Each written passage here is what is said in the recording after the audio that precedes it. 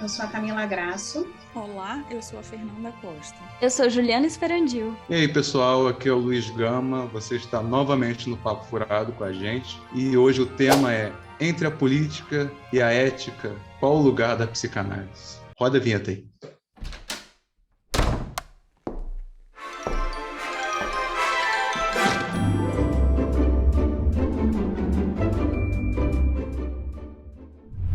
Esse é um tema interessante, né? Porque quando a gente conversa com colegas que não fazem parte da psicanálise, tipo psicólogos, enfim, entre outras vertentes, a gente vê muito claro, assim, de que lugar um psicanalista responde, né? E isso toca diretamente na questão de ética e política, porque é de onde a gente, de alguma maneira, opera, né? Opera e faz o desejo do analista. Será que a gente poderia dizer isso? Que a gente faz o desejo do analista se dar voz? O que vocês acham? Eu acho que a gente precisa falar sobre o que é ética e o que é política. Né? Porque quando a gente fala assim, entre a ética e a política, tem muita coisa, né? Talvez a gente precise destrinchar um pouco o que cada uma coisa quer dizer. E quando a gente fala da ética, da psicanálise, né? A gente está dizendo que tem alguma coisa, porque o que é ética, né? Ética é a gente poder avaliar as nossas ações,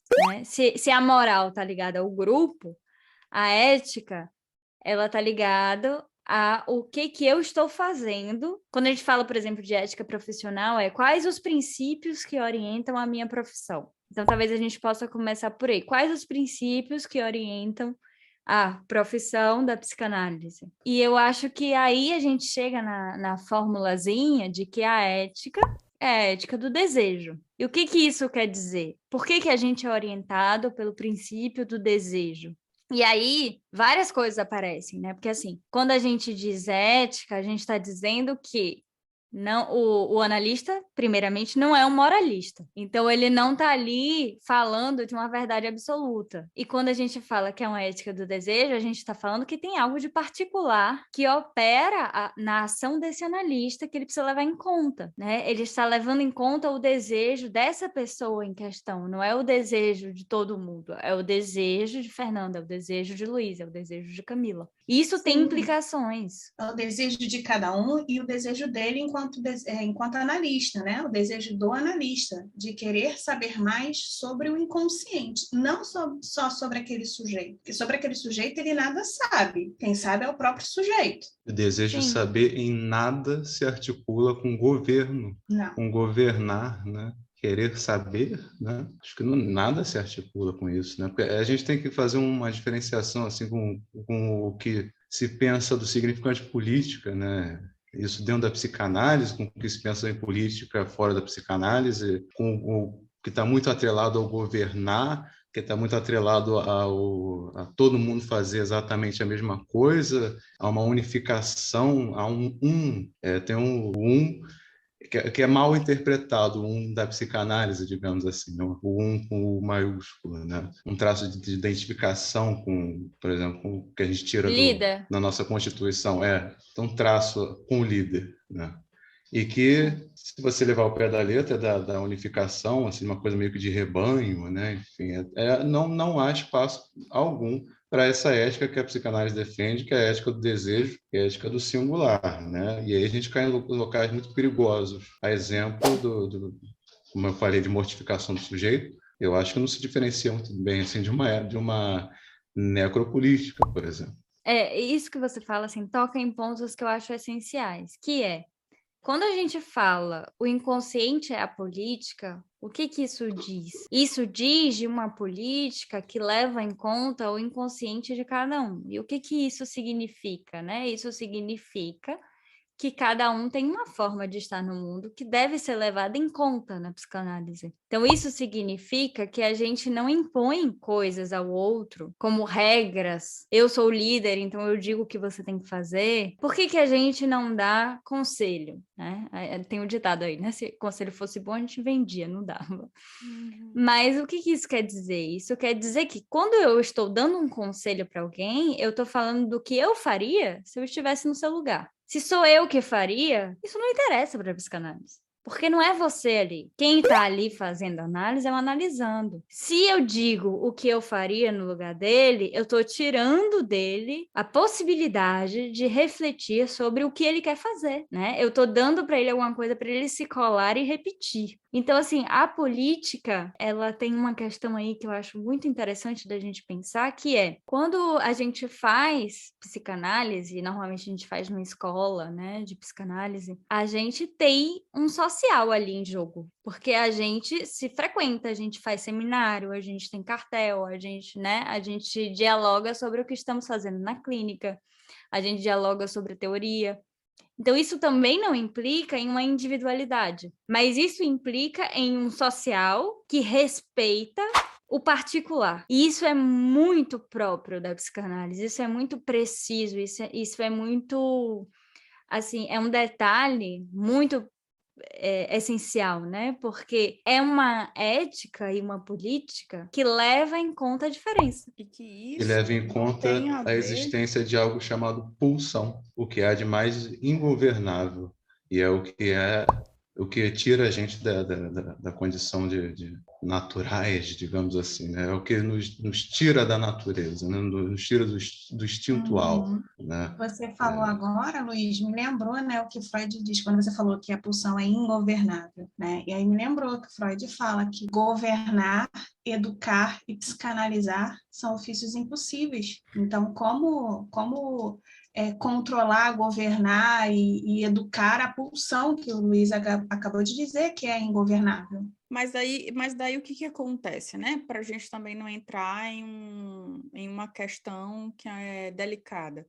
Então, fazemos psicanálise para a gente se tornar indivíduos completamente egoístas e, né, enfim, rodando quase que atrás do próprio rabo? Não, eu acho que, na verdade, a questão é, a gente faz uma psicanálise e a gente chega num ponto no qual a gente pode fazer novos laços e falar de um lugar muito singular de cada sujeito, que eu acho que isso é muito importante de sempre a gente frisar. Cada sujeito fala desse lugar, e que esse lugar em que esse sujeito fala, ele vai conseguir fazer novos laços, responder de uma outra maneira e não ficar tão atrelado a algumas questões que ele já estava vivendo ali há um tempo atrás. Então, assim, não é sobre falar de um lugar egoísta, mas é de como fazer faz laço social, está muito advertido. Isso.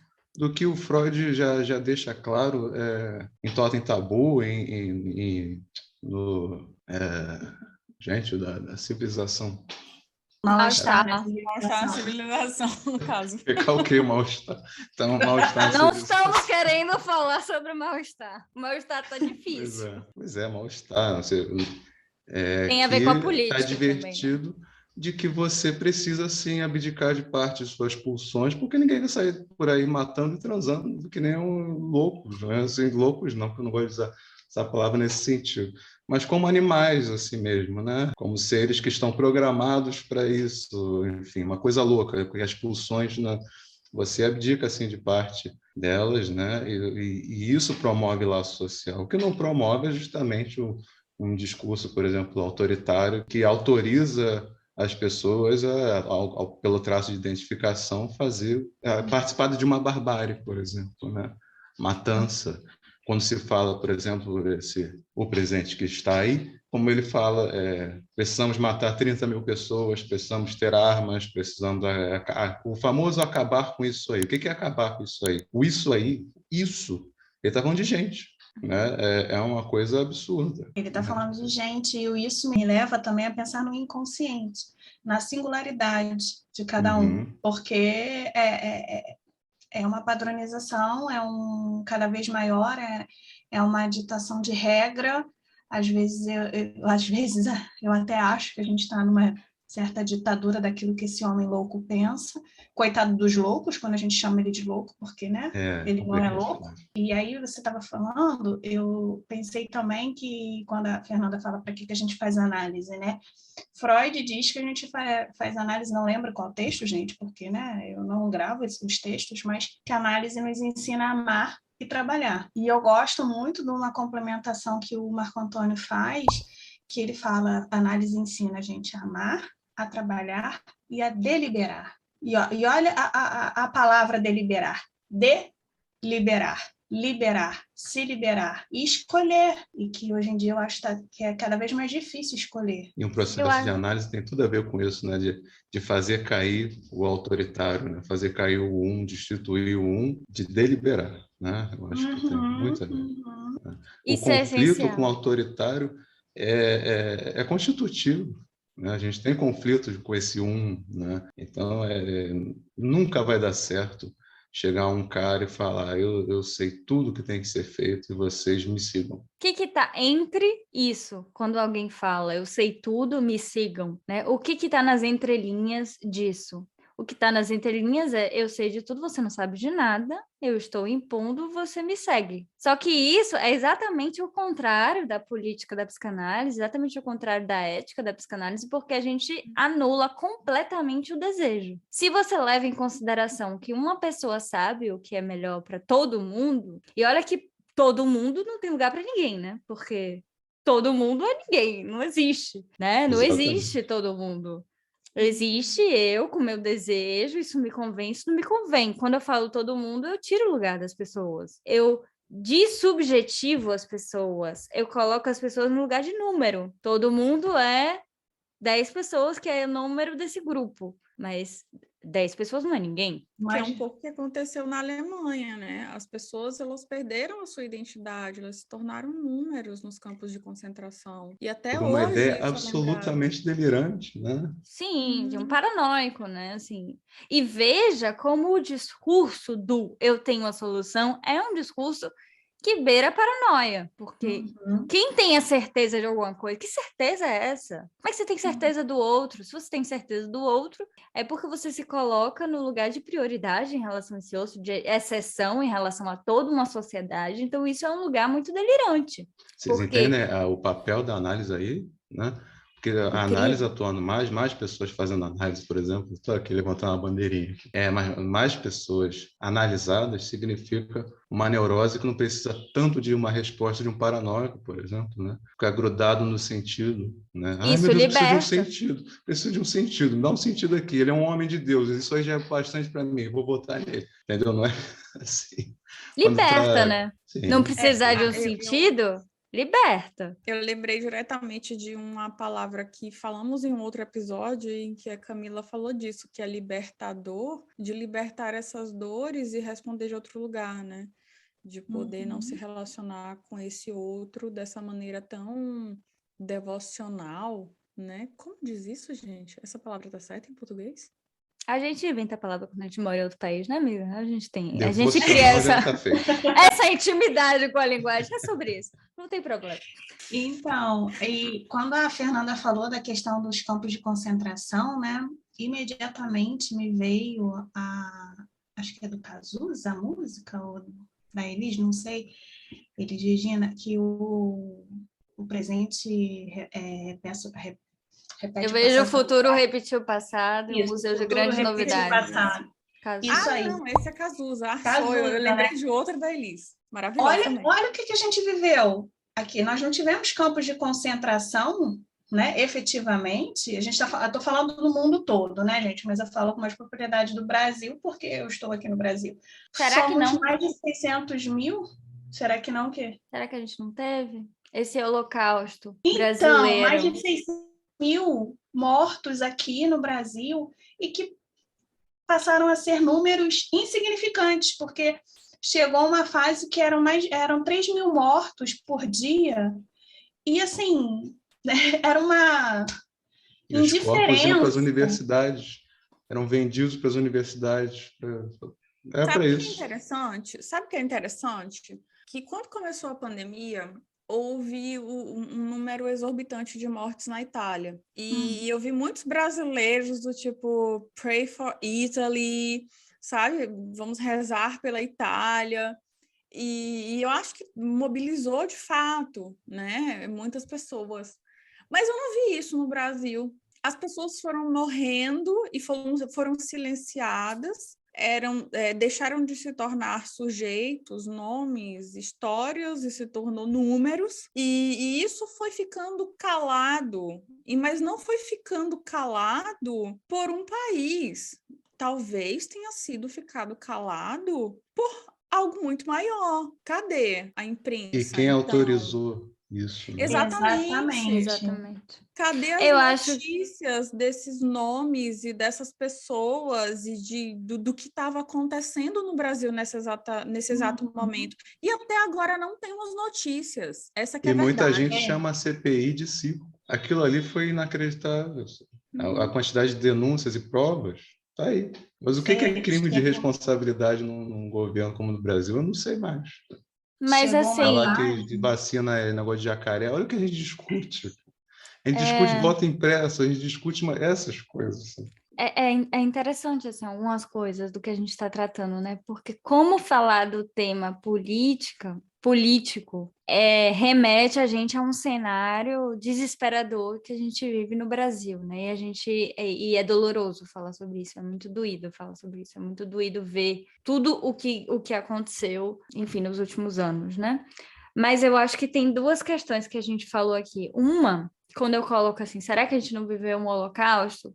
Eu estou falando do Holocausto Brasileiro, que foi um livro, né, escrito que fala sobre os manicômios que existiam em uma determinada época, especificamente o manicômio de Barbacena, que recebe pessoas, né, de todos os lugares, que não necessariamente deveriam estar no manicômio, se é que existe alguém que deveria estar no manicômio, mas não... Eram homossexuais, né? Alcoólatras. Era tudo que incomoda uma tudo sociedade. Que desviava.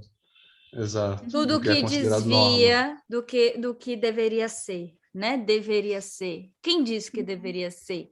E aí a gente está falando, eu acho, uma coisa que se repete muito no Brasil, que é uma política de limpeza, né? Que é uma política de o que me incomoda, eu limpo, eu jogo fora, é higienização, né? Então eu pego as pessoas que estão morando na rua e eu coloco elas num lugar para ninguém ver que elas estão nessa situação, porque o problema não é que elas estão lá, é que as pessoas estão vendo, né? Então, assim, o quanto isso é perigoso na nossa sociedade e o quanto isso coloca a gente para repetir coisas absurdas. E aí a gente volta no ponto que a gente já falou algumas vezes, que é, se a gente não elabora, a gente repete umas coisas insuportáveis, absurdas e horrorosas, porque é inadmissível que a gente repita, é inadmissível que a gente continue apostando numa política eugenista, né? E a gente precisa falar sobre isso. Eu estava estagiando no Pinel, não tem muito tempo. O problema é que era perto das Olimpíadas. E aí começou a aparecer muita gente, como nos moldes de Barbacena. Muita gente que não precisava do menor tratamento psiquiátrico ali, sabe? Mendigos, e outra coisa, moradores porque, assim, de rua. Sabe? Também não era tratamento o que eles tinham. Não era tratamento, né? Porque tem isso também. Em Barbacena não. Barbacena não tinha nada. Barbacena era deixado para morrer. Quem trabalha com saúde mental... da inserção da reforma psiquiátrica que eu estou falando. E o quanto a reforma psiquiátrica regressou com esse governo, e o quanto a gente andou para trás, e o quanto a gente deixou de falar disso de um lugar que a gente estava tentando construir. Porque quem trabalha com saúde mental sabe o tamanho dessa dor, sabe o nível das coisas que a gente escuta nesse meio. Sabe, o nível de descaso e de desumanização que essas pessoas são tratadas. Não só no meio da saúde mental. Esses dias eu estava lendo uma matéria no Globo em que uma professora relatava o fato de que uma criança chegava para a aula e ela estava já um tempo sem comer e ela desmaia na frente dessa professora por falta de comida. Então, assim, não é só um lugar, né? Não é só um nicho que atinge a sociedade como um todo. E aí isso me lembra muito dessa coisa do Foucault falando, né? Vai ali nos microcapilares da sociedade. Quem sofre isso de frente são as pessoas que realmente não têm muito como sobreviver, né? E que recebem, que estão numa parcela da sociedade menos favorecida. Então, isso se estendeu, sabe? Como um mal, assim, que está contaminando todo o Brasil nesse exato momento. Mas que fenômeno é esse, né, gente? Era isso que eu ia falar. que emergiu aí nesses últimos anos, né? De uma coisa assim, eu lembro que começou, tem uns 5 anos atrás, eu pegando um táxi, assim, e agora liberou, assim, a céu aberto o discurso, né, da pulsão de morte. Assim, um taxista me falando assim, tem que botar a bomba nas favelas todas mesmo, explodir, aí fazer uma limpeza mesmo, e é isso aí. E isso aí, esse discurso é o que está em vigência. O que incomoda, eu mato, né? O que incomoda, eu varro, eu boto de lado, eu finjo que não existe, eu destruo, como se Olha, isso... o que imensidão pego não querer saber, né? Ninguém quer saber da morte, né? E aí, acho que essas pessoas que também morreram, todas essas, aqui no Brasil e no mundo todo, elas foram esquecidas, colocadas um pouco de lado, porque ninguém quer saber sobre isso, né? Querem saber sobre economia, querem saber sobre o que podem comprar, enfim, sobre todas as outras coisas, menos sobre a morte, que leva à sua própria morte, né? E chegou uma fase que aqui no Brasil estava começando a diminuir o número de casos de morte, e aí eu ouvi assim na rua, nossa, mas você viu que notícia boa? Hoje tivemos só 500 mortes por dia. Gente, só. E assim, não estamos morrendo mais de Covid aqui, diminuiu absurdamente com a vacinação, mas estamos morrendo de fome. E quem são esses 600 mil que morreram aí? A grande maioria, negro, pobre, favelado, a grande maioria. Não estou dizendo que não tivemos outras pessoas. Tivemos, sim, muitas pessoas aí que isso nos ameaçou em todas as frentes, negros, brancos, ricos, pobres, enfim. Mas, como o Luiz falou, foi a linha de frente, porque esse povo não pôde parar, né? Porque se parasse, morreria de fome. E agora está morrendo de fome. Pior do que isso, esse povo não pôde parar porque alguém autorizou que eles não parassem. Exatamente. E aí a gente entra no seguinte, hoje nós vivemos aqui no Brasil uma necropolítica. E o que a psicanálise tem a ver com isso? A psicanálise é um lugar na política da vida. Sim, temos pulsão de morte, isso não, a gente não se livra disso, mas a gente aprende a lidar com isso, a fazer com isso algo melhor, diferente, né? Porque a psicanálise é a política do bem-dizer, é a política do desejo, a ética do desejo, é do bem-dizer. Então a gente já está respondendo qual é o lugar da psicanálise entre ética e política. Ela está nos dois, né? Ela articula as duas coisas. Né? É do bem-dizer, onde o sujeito pode dizer sobre si, e dizer o que ele quiser e escrever o que ele quiser sobre si a partir daquele momento.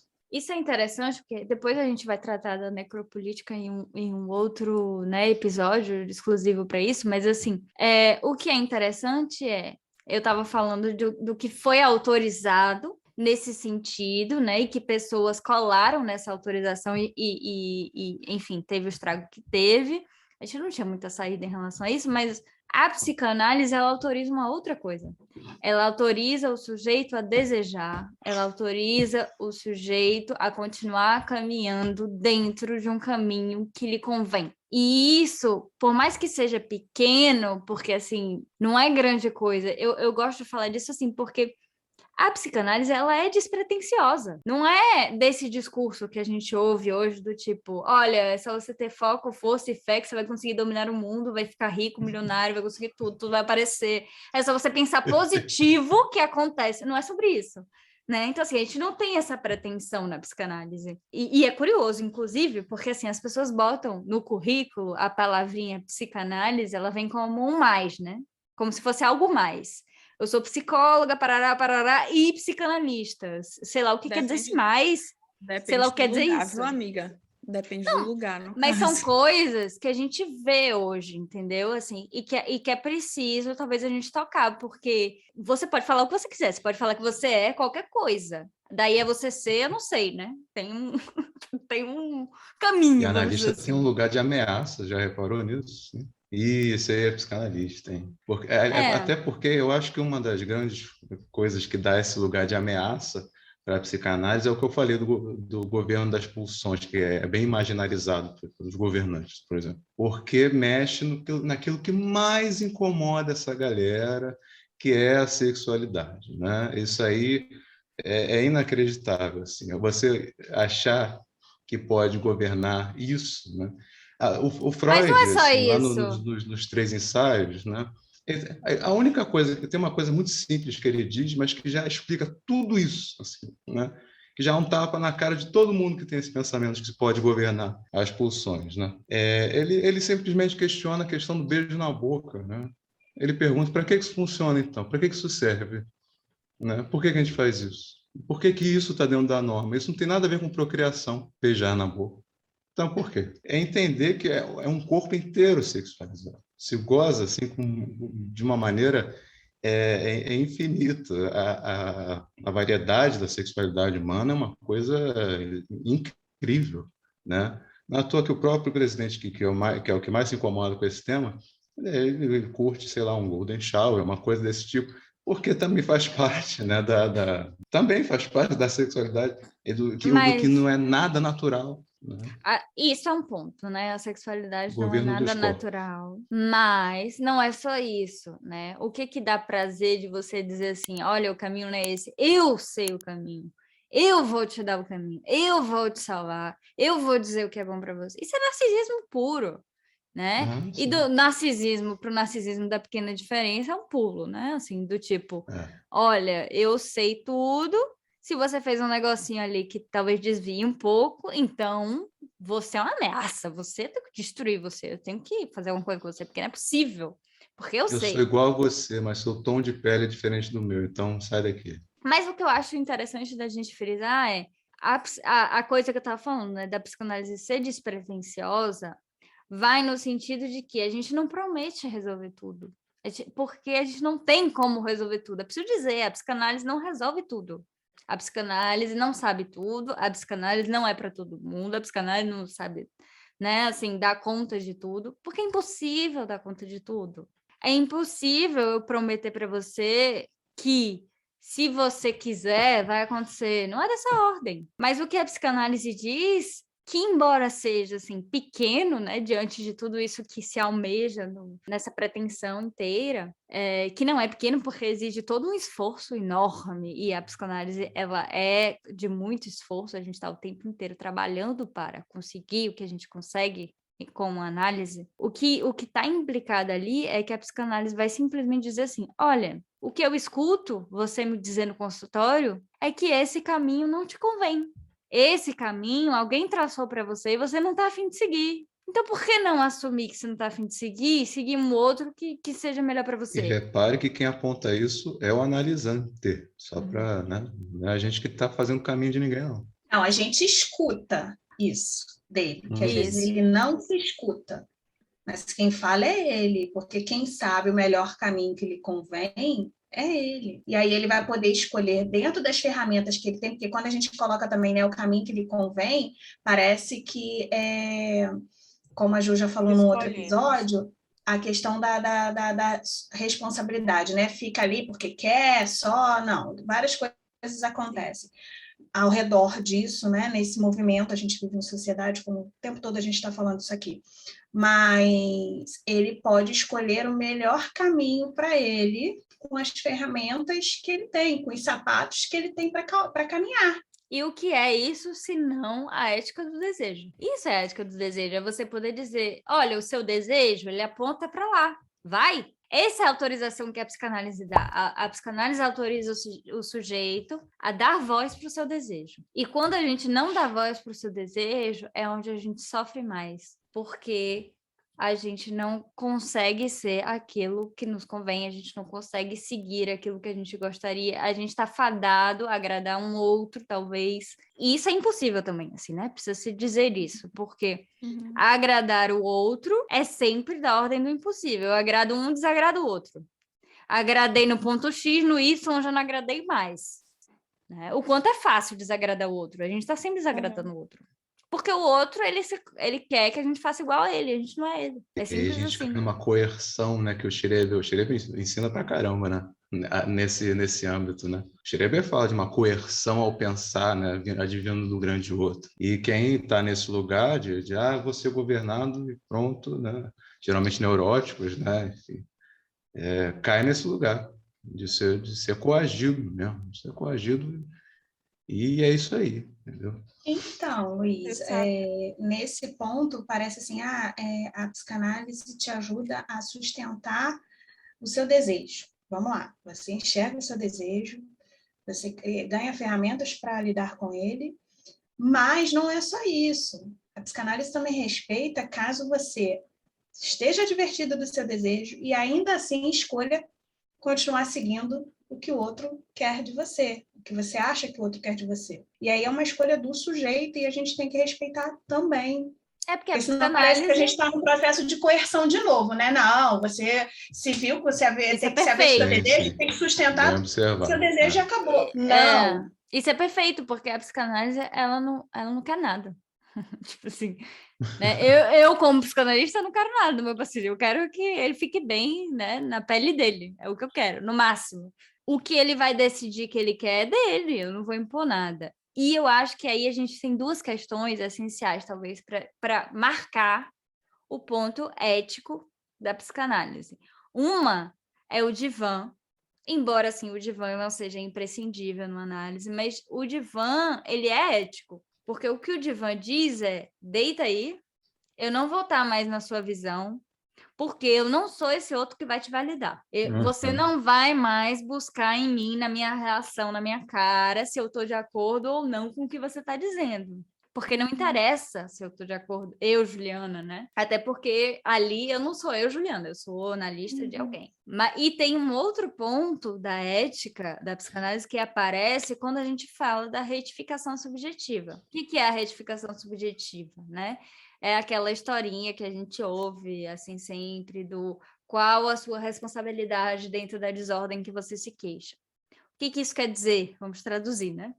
Isso quer dizer que o mundo é um inferno, tá virado de cabeça para baixo. Eu tô aqui tendo que lidar com um bando de bosta, não sei como fazer, mas a forma como eu estou fazendo é uma escolha minha. E o que essa minha escolha de fazer assim, não assado, implica na forma como eu me sinto. E isso, obviamente, assim, não quer dizer que o mundo está assim, o assado, por minha causa. Isso quer dizer apenas que existem formas de eu lidar com o mundo como ele está. Eu escolhi essa, talvez essa não esteja me fazendo bem. E talvez eu possa pensar em uma outra, né? É um pouco disso que se trata. Isso é muito pequeno, veja que é um detalhe.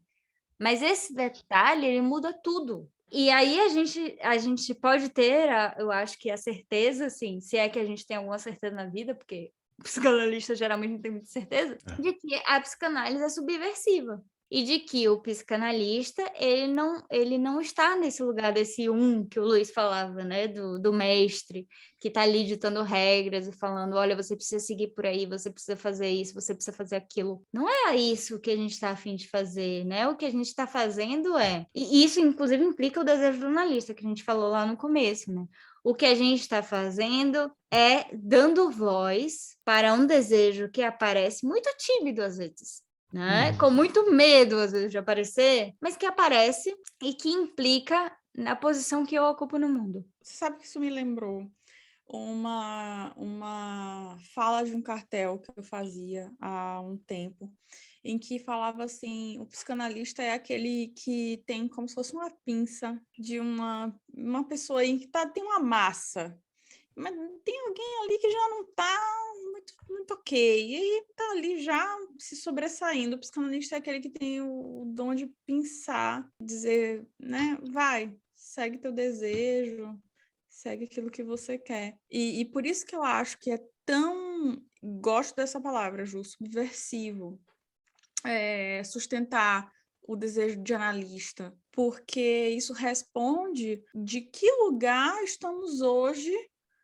sustentando a psicanálise. Quando a gente vê o cenário que vocês trazem aí, né, do Brasil, né, não é um cenário que eu particularmente tenho uma vivência, eu leio notícias, não estou no Brasil há um certo tempo, mas quando a gente vê não só notícias do Brasil, mas do mundo todo, porque o crescimento dos regimes totalitaristas não está somente no Brasil, temos notícias do mundo como um todo. Sim.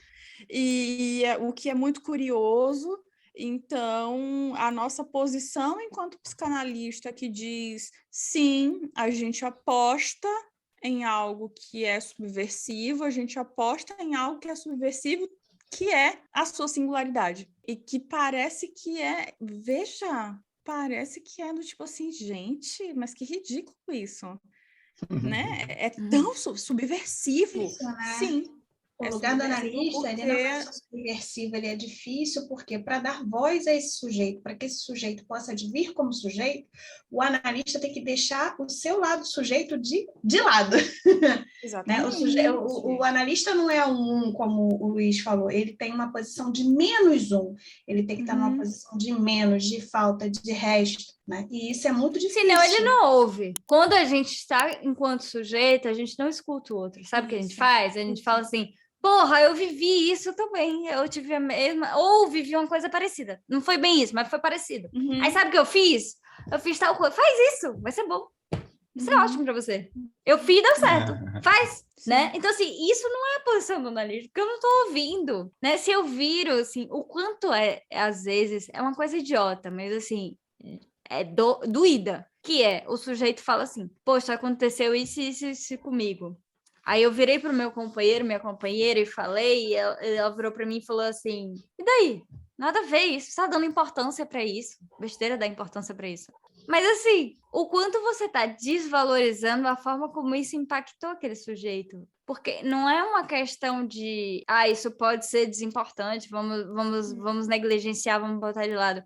Isso me impactou, ponto. O que eu faço com esse impacto que eu senti? Isso é outra questão. Mas você virar para o sujeito e falar assim, mas isso é besteira, esquece isso. E isso é muito doído, porque você está desvalorizando a forma como isso impactou aquela pessoa. Se impactou, impactou. Então tem alguma força isso, tem alguma implicação isso, tem alguma dor. O nosso papel é acolher esse sofrimento, essa dor, né? Não dizer que não é uma dor pertinente, um sofrimento pertinente. Gente, eu sei que é extremamente desesperador você pensar, ai meu Deus do céu, agora eu tenho que descobrir qual é o meu lugar no mundo, esse mundo imenso e cheio de coisas, de possibilidade, eu sou o quê nisso aí? Né? É desesperador, eu acho, tá? Eu acho realmente desesperador. Mas, gente, se vocês curtem a ideia da subversão, né, que a gente está falando aqui, e se você está assistindo até agora esse episódio e acompanhando... Subversivo. Você curte, sim. Não vem essa. Não começa que não curte. Não curte. Então, Luiz, o caminho é esse. É desesperador, mas pode ser desesperançador. Desesperançador. Quando você falou desesperador, eu escutei na palavra desesperançador a sua fala de esperança. Mas sabe o que eu achei maneiro? Eu achei maneiro que a Fernanda falou. Tipo, é isso. Sabe por que ela chega quando consegue achar o lugar? Tem uma coisa um pouco do cômico e do ridículo que é interessantíssimo. Assim, que a gente percebe, realmente é isso.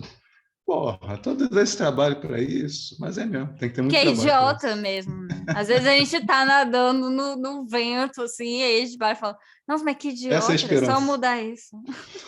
Por isso que eu vi a esperança aí do desesperador, né? Dói, sim, mas eu acho que a análise te devolve uma esperança de um outro lugar, não uma esperança no outro, cega, né? É uma esperança de um outro lugar, de novas possibilidades, né? Mas sabe o que é? É entusiasmo, né?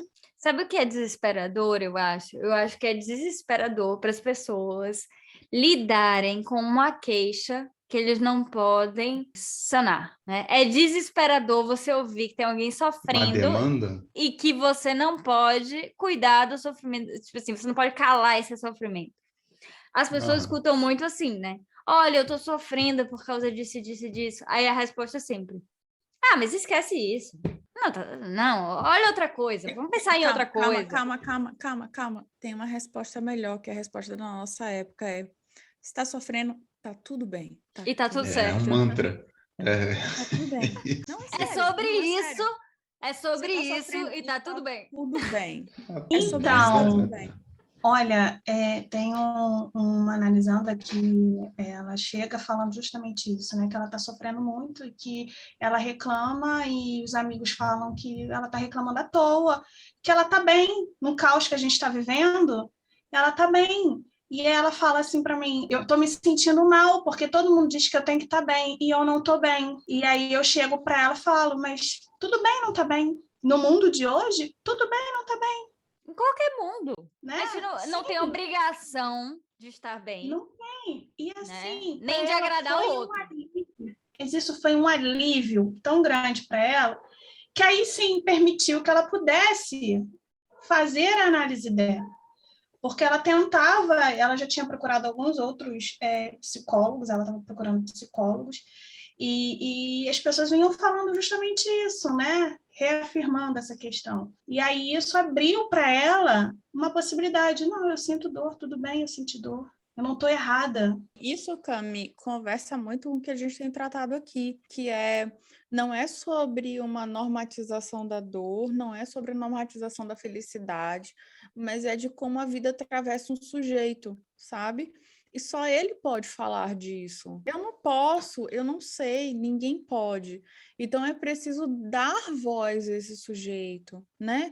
Deixar ele falar sobre como é que a vida atravessou ele, por que dói, que dor é essa? Então eu acho que isso conversa muito com o que a gente... Aí voltamos ao início do episódio, que é de que política e ética falamos. E falamos desse lugar, né? Desse lugar que a gente pode dizer isso, dizer de uma maneira não dita, veja, é não dita, mas a gente oferta, né? A partir do momento em que a gente se coloca numa posição de analista, a gente oferta para esses sujeitos a possibilidade de falar, veja, falar. Olha, parece pequeno, não, é grandioso. Falar do lugar onde a vida te atravessa, como é que as situações, como é que você vive essas situações, como é a sua relação com o outro. Então, eu acho que isso é muito precioso. Não dá conta de resolver isso em 10 sessões. Sorry, não dá. Não dá conta de 10 sessões. Pode não dar conta de muitas outras coisas, mas é interessante que você vai poder, de fato, se haver com isso que é o lugar onde você responde. A gente sai da ditadura para a autorização, né? Ótimo. Então, gente, para encerrar, diferente do que alguns dizem por aí, o psicólogo e o psicanalista não é um cacetete.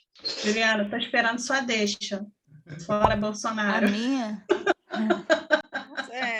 Eu posso falar também. Você está esperando a autorização para falar fora Bolsonaro? Minha filha, grite, fora Bolsonaro! Eu falei que saímos da ditadura para autorização, então estamos todos autorizados a botar abaixo essa ditadura. Fora Bolsonaro, pronto. E se você gostou do episódio de hoje, deixa aí o seu like, siga-nos no Instagram, no Twitter, e estamos aí no Spotify e no YouTube. Toda quinta-feira, às 5 horas. Tá? Esperamos vocês para bater papos muito furados como esse. Até mais!